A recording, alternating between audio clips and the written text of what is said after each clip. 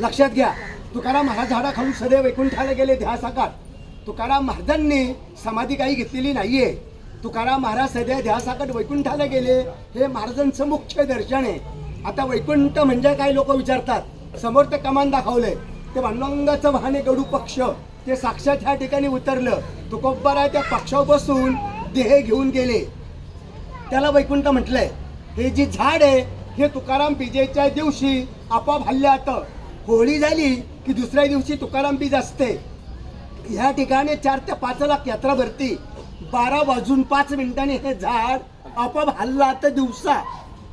आणि ज्या ठिकाणी तुकाराम महाराजांचे ग्रंथ बुडवायला सांगितले रामेश्वर भट्टाने, ते ठिकाणी इथून 1 मैलावरती आहे.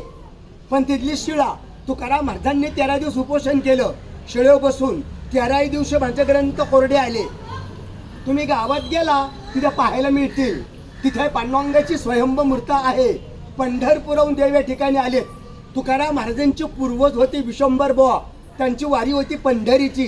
त्यावेळेस त्यांना दृष्टांत झाला, विठ्ठल आंब्याखाली आहे. त्यावेळी ती स्थापना तिथे झाली. आपण जर या ठिकाणी आलो, आपल्याला दिवू आणि पंढरी दोन्ही क्षेत्र इथे घडले जातात. तिथं त्यांचं राहतं घर पण आहे. ज्या ठिकाणी महाराजांनी अभंग लिहिले एकांतवासी, तो भंडारा डोंगर इथून 3 मैलावरती आहे.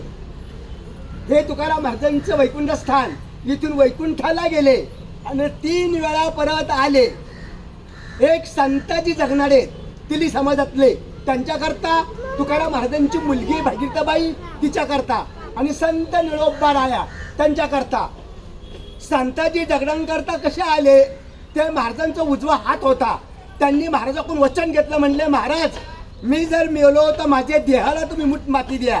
तुम्ही जर अगोदर गेले तुमची मी सेवा करील. तुकाराम महाराज अगोदर जातात, मागावून ते वारले गेले. इथनं सुदुंब्र गाव आहे 5 ते 6 मैल. तर गावकऱ्यांनी खड्डा वगैरे खणला, देह गाडायचा प्रयत्न केला. देह काय गाडला जात नाही, ते आपोआप वर येऊ लागला. ज्यावेळी तुकाराम महाराज वैकुंठावरनं आले, महाराजांनी माती टाकली, त्यावेळी ते देह गाडला गेला. तुकाराम महाराजांची मुलगी, तुकाराम महाराज वैकुंठ जाता वेळेत भागीरथबाई सासरी होती, नांदायला गेलती. भागीरथबाईने इंद्रणीच्या कडेने वडिलांचा धावा केला. बाबा गेले कोण्या गावा, भागीरथी करी धावा. उडी डोहात टाकली, मच्छन मच्छवर झल्ली. पांडुरंगाने मच्छावता धारण धरला, त्याला ते तारलं गेलं. आणि संत निळोबाराया ते आहे तर पारनेर तालुका नगर जिल्हा पिंपळनेर त्यांचं गाव आहे. निळोबाराया इथं आले. तुकाराम महाराज तिथं नव्हते. तुकाराम महाराज वैकुंठाला गेलते. निळोबारायांनी या झाडाखाली 42 दिवस उपोषण केलं, बिगर अन्न ना पाणी घेता.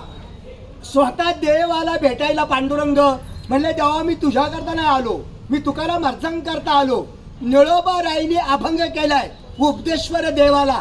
येथे तुझा लागी बोलविले कोणी, प्रार्थना वाचून रसिका.